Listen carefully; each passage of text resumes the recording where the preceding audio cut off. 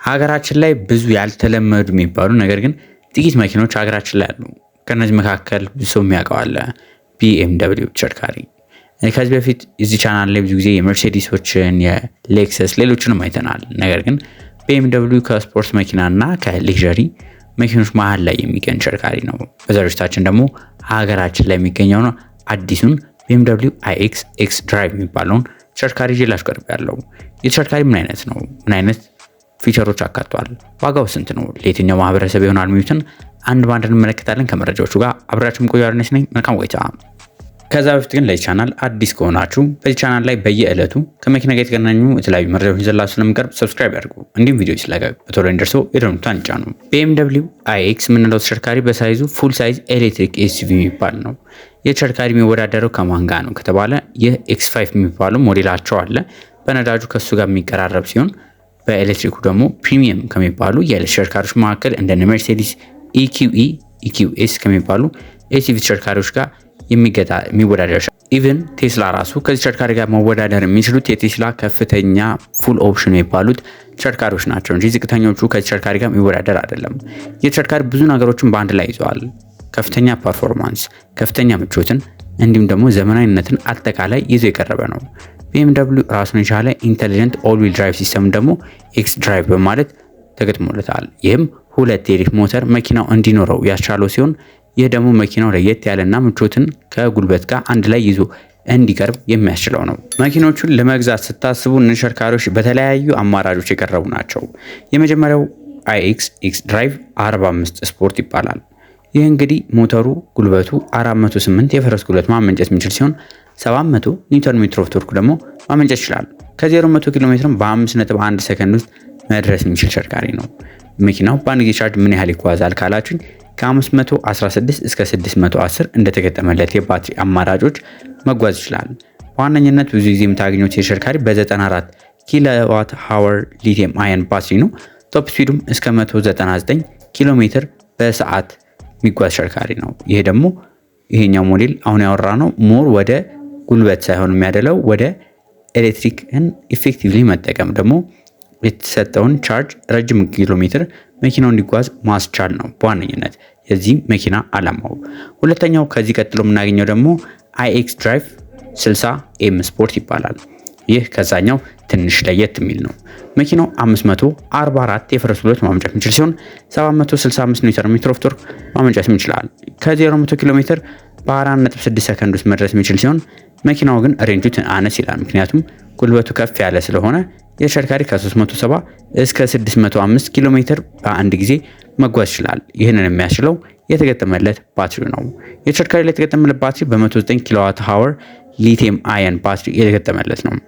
መኪናው ኤም7 የሚባል ከፍተኛው ትሪም ሌቭል አለ። ይህ እንግዲህ መኪናው 659 ፈረስ ጉልበት ማመንጨት የሚያስችለው ሲሆን ነገር ግን ከ3.8 ሰከንድ ውስጥ ከ0 ኪሎ ሜትር መድረስ ይችላል። መኪናው ደግሞ ሬንጁ ከ516 እስከ 589 ኪሎ ሜትር በሰዓት መጓዝ የሚችለው ነው።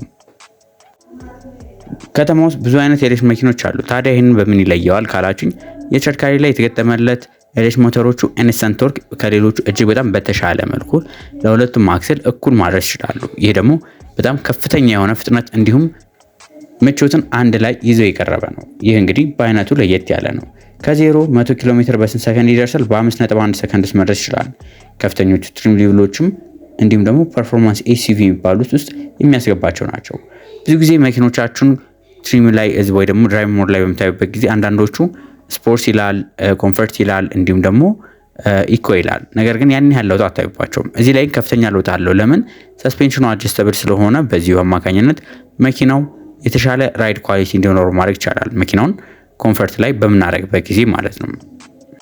ብዙ ነገሩ በጣም አሪፍ ነው። ነገር ግን ትንሽ አጨቃጫቂ የሆነ ነገር አለው። ይህ ምንድነው? የመኪናው አጠቃላይ ገጽታ በተለይም የፊተኛው ገጽታው ማለት ነው። የመኪናው የፊተኛው ገጽታ እንደምትመለከቱት የሆነ ለየት ያለ ዲዛይን ያላቸው ከፊተኞቹ ከነበሩት ቢኤምደብሊው ተሽከርካሪዎች ትንሽ ለየት ያለ ነው።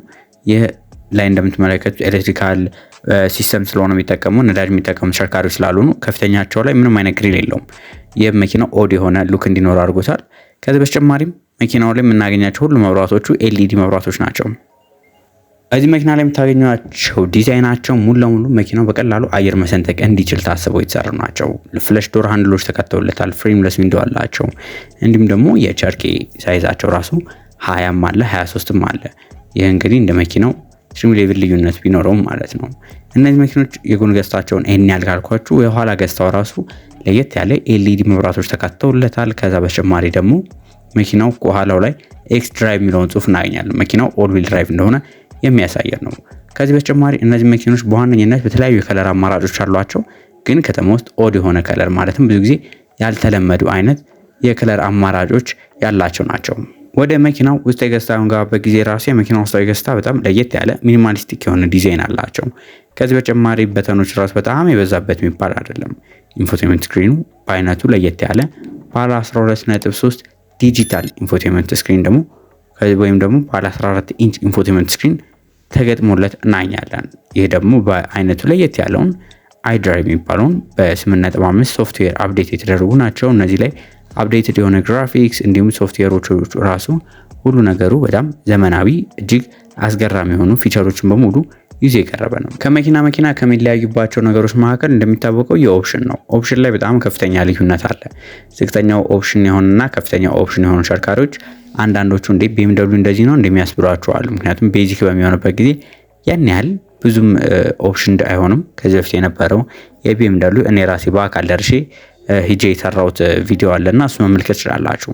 እነዚህ መኪኖች ግን እንደ ኦፕሽናቸው እንደነገርኳችሁ ልዩነት ቢኖርም ከፍተኛው በሚሆንበት ጊዜ በአይነቱ ለየት ያለ የውስጥ ገጽታ ይኖራቸዋል። በዋነኝነት የምትለዩት ውስጣዊ ገጽታቸው ናቸው። ፓኖራሚክ ሰንሩፍ ተካቶላቸው እናገኛለን። እንዲሁም ደግሞ ድራይቪንግ አሲስት ሲስተሞችን በሙሉ አካተው እናገኛለን። አዳፕቲቭ ክሩዝ ኮንትሮል፣ ሌን ኪፕ አሲስት፣ እነዚህ የመሳሰሉትን በሙሉ ተካቶላቸው የምናገኘው ነው። ነገር ግን መኪናው ዝቅተኛው ትሪም ሌቭል በሚሆንበት ጊዜ በጣም ኦፕሽን ያልሆነ ተሽከርካሪ በሚሆንበት ጊዜ ያሏቸው ነገሮች ዝቅ ያለ ማለት ነው። ያሉት ፊቸሮቹን እንዲሁም ሌሎች ነገሮቻቸውን በብዙ ነገሩ ቀንሰው እናገኛቸዋለን። ይሄኛው ፉል ኦፕሽን በሚሆንበት ጊዜ አዳፕቲቭ ሁለት ራሱን የቻለ ኤር ሰስፔንሽን ነው የሚገጠምለት። ከዚህ በተጨማሪ ኢንቴግሬትድ አክቲቭ ስቴሪንግ አለው። ፓኖራሚክ ሰንሩፍ ተካቶለታል። አክቲቭ ሲት ቬንቲሌሽን አላቸው። ማሞቅ የሚችሉ ወንበሮች ናቸው። ከዚህ በተጨማሪ ደግሞ መኪናው በ21 ኢንች ነው የሚቀርብላቸው። ዝቅተኛው በሚሆንበት ጊዜ ይህንንም ላያካትት ይችላል ማለት ነው። በጣም ደባሪ የሆነ ዲዛይን ያላቸው ቺፕ የሆኑ ማቴሪያሎችን ውስጣቸው ላይ ልናገኝ እንችላለን። ከሁሉም ግን ለየት የሚለው ሃንድ ፍሪ ድራይቪንግ ሆነ ሃይዌይስ የሚባል አለ። እጃችሁን አንስታችሁ ሙሉ ለሙሉ ሃይዌይ ላይ ማሽከርከር እንድትችሉ የሚያስችላችሁ ነው። ታዲያ መኪናው በምን ያህል ብር ነው የቀረበው ካላችሁ፣ እነዚህ መኪኖች የወጣላቸው የመሸጫ ዋጋ በ17,700,000 ብር ለገበያ ቀርበው የምናገኛቸው ተሽከርካሪዎች ናቸው። እነዚህን ጨምሮ የተለያዩ ተሽከርካሪዎችን መመልከት ማየት ከፈለጋችሁ በየጊዜው ከመኪና ጋር የተገናኙ መረጃዎች መከታተል የምትፈልጉ ከሆነ ሰብስክራይብ ያድርጉ። በቀጣይ ሌሎች ከመኪና ጋር በተገናኙ መረጃዎች እስከምንገናኝ ድረስ መልካም ሁሉ ተመኘው።